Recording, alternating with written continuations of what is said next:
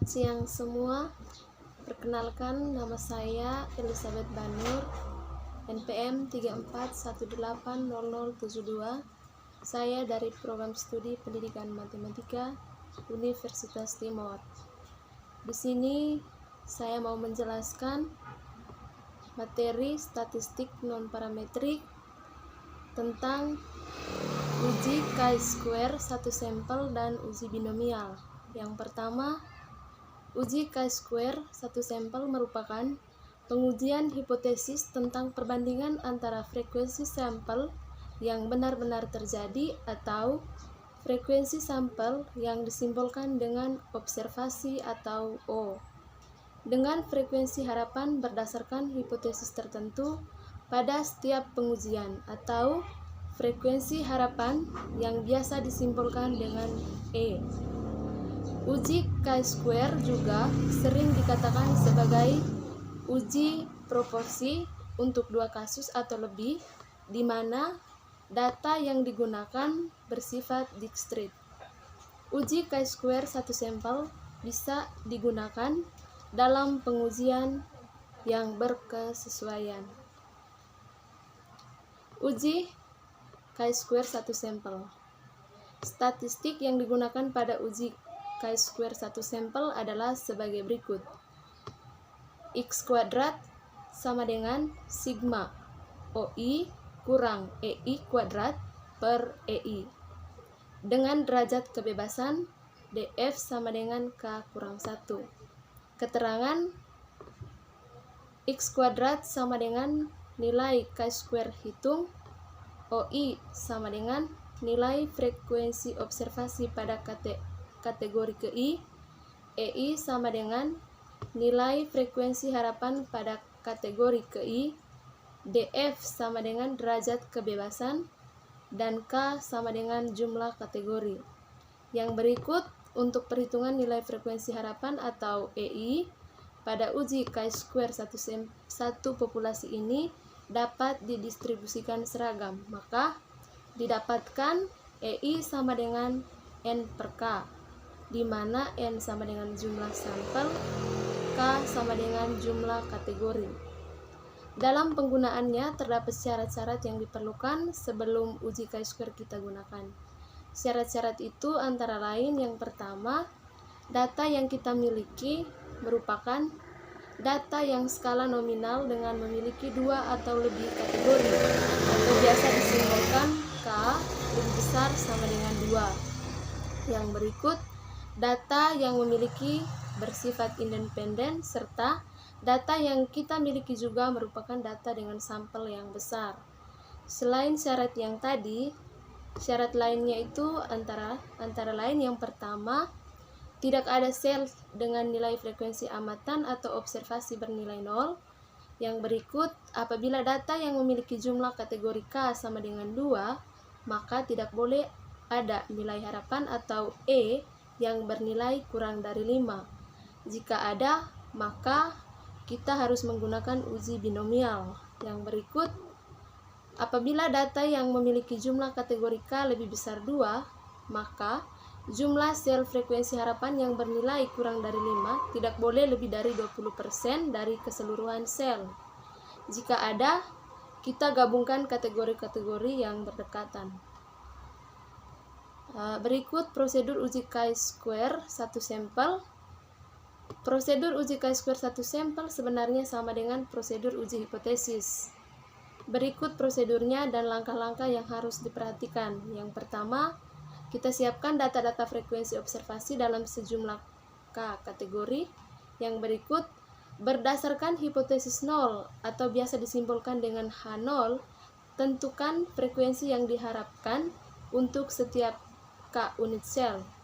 Jika K lebih besar 2, maka jika lebih dari 20% EI kurang dari 5, kita bisa menggabungkan kategori yang berdekatan bila memungkinkan.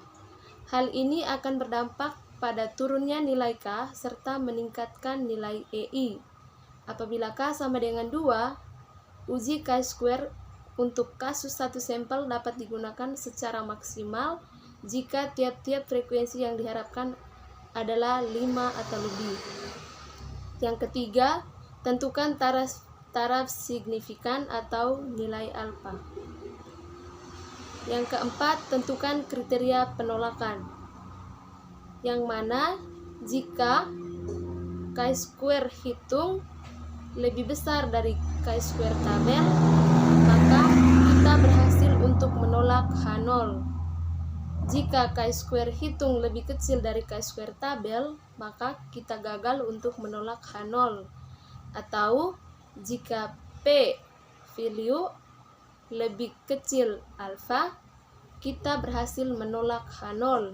Atau jika P value lebih besar alfa, berarti kita gagal untuk menolak H0. Yang kelima, kita temukan nilai uji statistik. Yang keenam, buat kesimpulan berdasarkan prosedur analisis. Sekarang kita masuk pada uji binomial. Pengertian uji binomial. Uji binomial adalah salah satu uji statistik yang digunakan untuk melakukan analisis mengenai nilai peluang suatu kejadian yang diambil dari populasi yang memiliki dua kategori. Dalam kehidupan sehari-hari, terkadang kita menemukan kondisi populasi yang tidak selalu sama. Ada populasi-populasi yang komponen atau elemennya berbentuk seperti kelas-kelas atau kategori-kategori. Terkadang kita diharapkan melakukan penelitian mengenai peluang suatu kejadian yang terjadi pada populasi yang memiliki kondisi demikian. Contohnya, yang pertama, suatu populasi murid dalam satu kelas dilihat dari jenis kelaminnya. Yang berikut, penduduk buta huruf dan melek huruf. Yang berikut, kelompok mahasiswa yang tergolong ke dalam anggota organisasi dan bukan anggota organisasi. Yang berikut, penduduk yang digolongkan ke dalam penduduk yang telah menikah dan belum menikah. Tentu, karakter tersebut disesuaikan dengan kebutuhan penelitian atau observasi yang harus kita teliti. Yang berikut, tahap melakukan pengujian dengan uji binomial. Yang pertama, pengamatan yang perlu kita lakukan adalah kita mengidentifikasi proporsi salah satu kategori dalam populasi tersebut. Jika memang memenuhi syarat atau karakter seperti populasi di atas, maka artinya kita boleh melakukan pengujian binomial terhadap populasi tersebut. Salah satu kategori yang biasa diberi lambang P dan kategori lainnya diberi lambang Q. Kenapa harus P dan Q? Sebenarnya terserah kita mau melambangkan dengan apa, tapi umumnya kita dilambangkan dengan P dan Q karena menunjukkan proporsi. Bagaimana mengetahui proporsi keseluruhan dari kategori dalam populasi? Nah, jika sudah diketahui populasi yang kita amati memiliki ciri, yaitu terdapat dua kategori. Sehingga, jika sudah diketahui proporsi salah satu kategorinya atau biasa dilambangkan dengan P kecil, maka kategori lainnya dapat diketahui dengan rumus 1 kurang P atau Q. Mengapa 1 kurang P? Nilai 1 di sini menunjukkan nilai proporsi keseluruhan nilai populasi. Sehingga apabila satu kategori telah diketahui, maka kategori sisanya bernilai 1 kurang P. 1 kurang P juga dapat ditulis dengan lambang Q. Sehingga apabila diilustrasikan ke dalam contoh, dapat dituliskan seperti berikut. Populasi sama dengan kategori A ditambah dengan kategori B. Proporsi populasi sama dengan 1. Proporsi kategori A sama dengan P. Maka 1 sama dengan P tambah proporsi kategori B.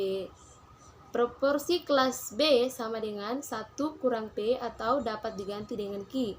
Yang perlu kita catat bahwa nilai P untuk setiap populasi akan bervariasi, sehingga otomatis akan berpengaruh terhadap besar kecilnya nilai Q.